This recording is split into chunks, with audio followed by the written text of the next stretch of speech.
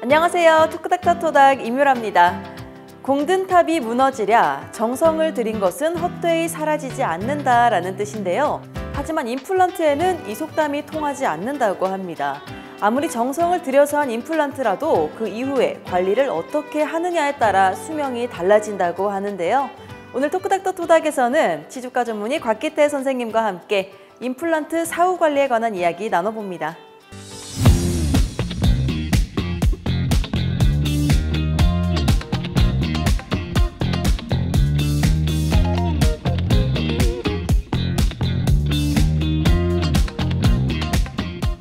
선생님 안녕하세요. 네, 안녕하세요. 네, 오늘 임플란트 사후 관리에 대해서 말씀해 주실 텐데요. 일단 임플란트는 또 적지 않은 비용과 또 이제 오랜 시간이 걸리잖아요. 네네. 그래서 오래 쓰면 좋을 텐데 임플란트는 보통 수명이 어떻게 되나요? 임플란트 수명이 몇 년이다 정해진 건 없습니다. 우리가 어떤 물건을 살 때 이 물건을 몇 년 쓰고 폐기할 거라고 그렇게 생각하지 않고 고정 없이 오래 쓰기를 바라듯이 물건의 사용법이라든가 애정을 가지고 그 물건을 쓴다면 그 물건을 오랫동안 쓸 수 있습니다. 일례를 들어서 쌍둥이인데 같은 날 임플란트를 심었다면 그 임플란트의 수명은 쌍둥이인데도 불구하고 수명은 다를 겁니다. 그 쌍둥이가 어떻게 구강 검진을 받는지 구강위생을 하는지에 따라서 그 수명이 달라질 겁니다. 그래서 임플란트 또한 수명을 오래 유지하려고 하면 정기적으로 치과에 내원을 하고 관리를 받고 자연치와 마찬가지로 치실이라든가 칫솔질을 열심히 해서 사용하신다면 아마 반영구적으로 사용할 수가 있겠습니다. 네, 또 임플란트를 또 많이 하신 분들도 있고 또 앞으로 하실 분들 그리고 관심이 있으신 분들이 굉장히 많으신데요. 네네. 또 그래서 오래도록 잘 쓰기 위해서 임플란트 관리 방법을 알아야 할 것 같아요. 네네. 그래서 준비했습니다. 임플란트 사후 관리에 관한 궁금증 무함화 베스트 3 시작합니다.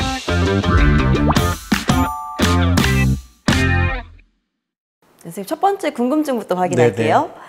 임플란트는 깨지거나 부러질 수 있나요? 이런 궁금증인데요. 네네. 또 임플란트가 다른 보철물에 비해서 튼튼하고 강하다라고 알려져 있잖아요. 네네. 임플란트도 부러지거나 깨질 수가 있나요? 예, 그럴 수 있습니다. 저장력이 굉장히 강하신 분이 있다 그러면 임플란트에 보철물이 깨진다거나 아니면 심지어는 뼈에 심겨져 있는 임플란트 뿌리가 부러지는 경우도 있습니다. 뿌리는 괜찮은데 만약 오징어라든가 땅콩이라든가 견과를 좋아한다면 상부 보철물이 깨질 수가 있습니다. 이런 경우에는 상부 보철물만 교체하시면 되겠습니다. 네, 이제 두 번째 궁금증 살펴보겠습니다. 임플란트 수술 후에 피해야 하는 음식이 있나요? 이런 궁금증인데요. 또 네. 방금 전에도 말씀을 해주셨는데 물론 그 전에 못 먹었던 음식들을 마음껏 씹고 뜯고 즐기면 너무 좋겠지만 아무래도 임플란트에 안 좋은 음식들이 있을 것 같아요. 딱 이런 음식을 드시지 마시라고 하는 그런 음식들은 없습니다. 이제 땅콩이라든가 견과류라든가 그런 거 좋아하시는 분이 있으시면 그런 것들이 문제될 수가 있는데, 또 하나 우리나라 같은 경우는 김치라든가 나물 섭취가 많이 있습니다. 이럴 때는 그냥 씹는 게 아니고 씹어서 이렇게 으깨는 그런 작용을 하기 때문에 그 보철물이 깨진다거나 아니면 더 많은 저장력이 갈 수가 있기 때문에 그런데 좀 조심을 하셔야 되고, 뭐 일을 간다거나 그런 분이 있어요. 잘 때 일을 가신다거나 아니면 자는 중에 크런칭 굉장히 이를 꽉 무는 그런 습관이 있는 분이 계신데, 이런 분들은 자는 중에 이렇게 끼는 그런 것들도 있으니까 그것들을 제공받을 수 있게 사전에 다 알려주시면 그런 것들은 보철물을 제공과 동시에 같이 제공해서 깨짐을 방지하는 그런 것들도 있습니다. 네, 이제 세 번째 궁금증 한번 살펴보겠습니다. 임플란트 수술 후 어떤 부작용이 생기나요? 이런 궁금증인데요. 네. 수술 후에 생길 수 있는 부작용을 미리 알고 있으면 또 도움이 될 것 같아요. 네. 임플란트 수술 후엔 어떤 부작용이 생길 수 있을까요? 논문이라든가 책자에 보면 임플란트의 부작용 거의 없습니다. 만약에 있다고 하면 금속 알러지가 있는 환자한테는 임플란트를 심었을 때 뼈랑 붙지 않기 때문에 이 환자한테는 임플란트 시술을 할 수가 없습니다. 그래서 금속 알러지만 아니면 그런 부작용 같은 거는 거의 없다고 보시면 되고요. 체중이 늘어나는 그런 부작용이 있을 수가 있는데 그거는 뭐 개인 따라 틀린 거니까 그건 좀 봐야 되겠습니다. 네, 임플란트 사후 관리에 대한 궁금증 좀 해결되셨나요? 지금까지 궁금증 무함화 베스트 3였습니다.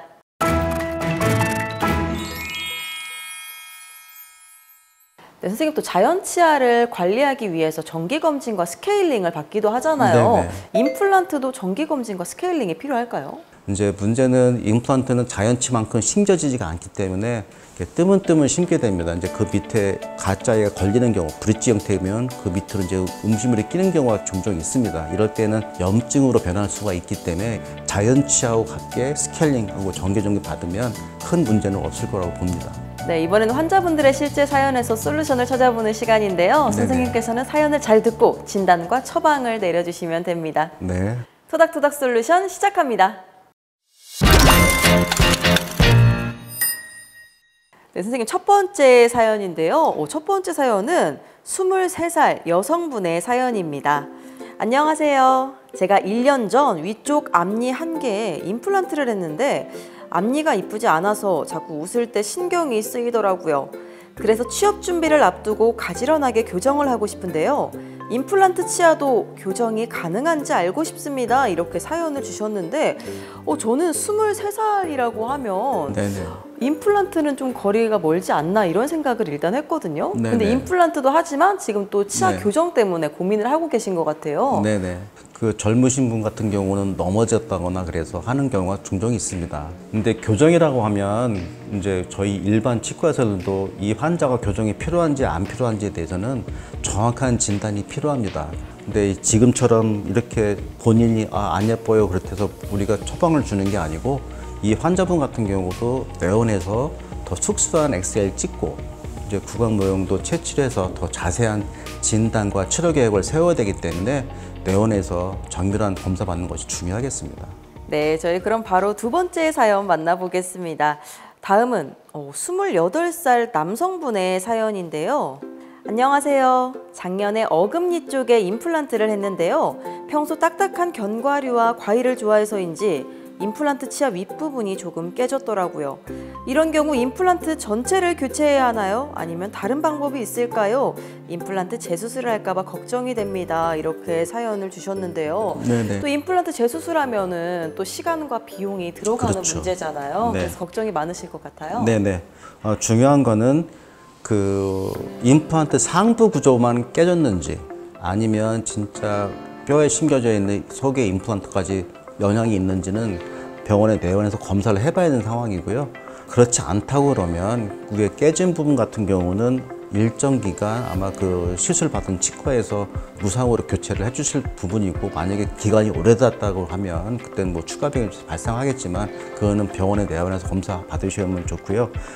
이런 경우에는 뼈에 있는 임플란트는 이상이 없을 것이고 임플란트 위에 올라가 있는 상구조가 깨졌을 텐데, 이런 경우에는 적절한 비용을 내시고 교환한다거나 아니면 워런티가 적용된다 그러면 그냥 무상으로 아마 교체해 주실 겁니다. 네, 많은 도움 되셨나요? 지금까지 토닥토닥 솔루션이었습니다. 이번에는 저희가 직접 거리로 나가 시민들과 함께 퀴즈를 풀어보는 시간인데요. 네. 건강상식 능력고사 시작합니다.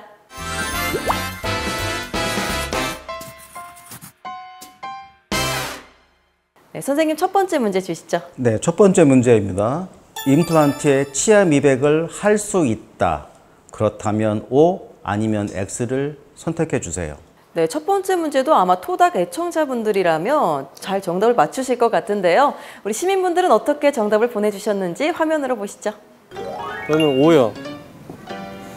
뭐 이제 하얗게 미백을 하는 거니까 가능할 거라고 생각해서 O라고 했습니다. X. 그 이빨을 이렇게 갈아서 치료하는 것 같은데 임플란트는 진짜 이빨이 아니까 못 갈지 않을까요? 네, 이렇게 또 정답을 잘 보내주셨는데요. 아무래도 임플란트는 자연 치아가 아니라 인공 치아잖아요. 네네. 저는 미백이 좀 불가능할 것 같은데요, 선생님. 네. 정답이 뭔가요? 네, 정답은 X입니다. 임플란트 보철물은 미백은 할 수가 없고요. 요즘에 젊은 분 같은 경우는 심미성을 굉장히 원하시기 때문에 임플란트 뼈에서 올라오는 본체에서 기둥을 타이타늄으로 만드느냐 아니면 다시 지르코니아 만드냐에 따라서 굉장히 심미성이 좋아집니다. 그래서 그 기둥을 지르코니아로 바꿔주면 치아의 그 색이 굉장히 투명하기 때문에 자연 치아 별 차이가 없습니다. 그래서 그거는 나는 하얀 걸 원한다 싶으면 그렇게 기둥부터 해서 치아 보철물을 바꿔주신다면 충분히 미백 효과를 낼 만큼 밝은 색으로 나올 수가 있습니다. 그래서 이런 분들 같은 경우는 미백 대신 보철물을 교체하는 것을 권유드립니다. 네, 선생님 두 번째 문제 주시죠. 네, 두 번째 문제 드리겠습니다. 임플란트는 금속이므로 녹이 쓴다. 그렇다면 O 아니면 X를 선택해 주세요. 네, 이번에도 우리 시민분들은 어떻게 정답 보내주셨는지 화면으로 보시죠. 왜냐면 임플란트도 금속이기 때문에 시간이 좀 지나면 아무래도 녹이 슬지 않을까 그렇게 생각을 하고 있습니다. X.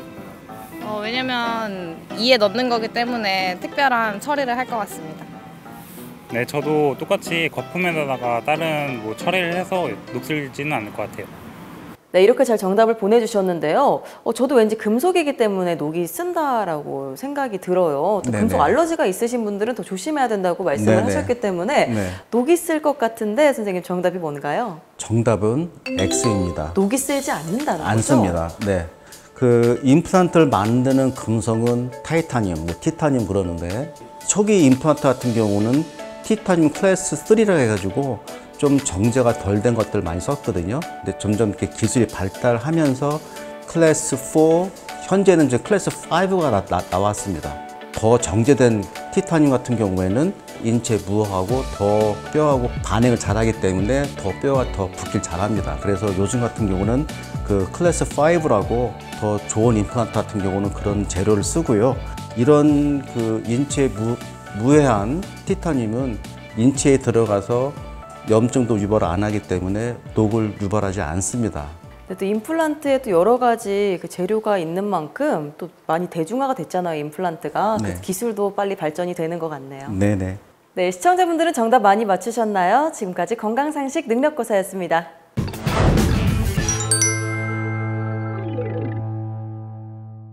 네, 선생님 마지막으로 임플란트 관리 방법과 관련해서 시청자분들이 이것만은 꼭 기억했으면 좋겠다 하는 게 있으시다면요? 네네. 임플란트를 가진 분들은 자연 치아를 갖고 있는 분들과 마찬가지로 정기적으로 병원에 내원해서 구강 검진을 받기를 권유드립니다. 이 임플란트가 이상이 생긴 거나 염증이 생겨서 아플 때에는 상당히 염증이 진행된 상태이기 때문에 그 전에 그걸 예방하기 위해서는 정기적으로 병원에 내원해서 구강 검진도 받으시고 자연치아와 같이 스캐닝이라든가 그런 관리를 받으셔야 됩니다. 이제 요즘에는 스트레스를 많이 받는 분들이 많이 계십니다. 자연치도 스트레스 받으면 시리거나 아니면은 잇몸에 염증이 생기는 게 있는데 임플란트 또한 똑같은 영향을 받습니다. 내가 스트레스 많다 그러면 더 입이 붓는다거나 침이 마른다거나 그런 것들이 있으니까 이런 것들은 스트레스 관리를 해주셔야 되고 이제 그 외에는 병원에 내원해서 정기적인 관리 받는 것이 굉장히 중요합니다. 이렇게 사용하신다면 진짜 반영구적으로 무리 없이 사용할 수가 있고요. 이런 정기적인 검진과 구강위생은 치아의 건강을 유지하는 최고의 방법입니다. 그래서 이거를 잊지 마시고 지켜나가시면 건강을 유지할 수가 있을 것입니다. 네, 토크닥터토닥 오늘은 곽기태 선생님과 함께 임플란트 올바른 관리 방법에 대해 이야기 나눠봤습니다. 다음 시간에도 유익한 의학 정보로 인사드리겠습니다. 함께해 주신 시청자 여러분 고맙습니다.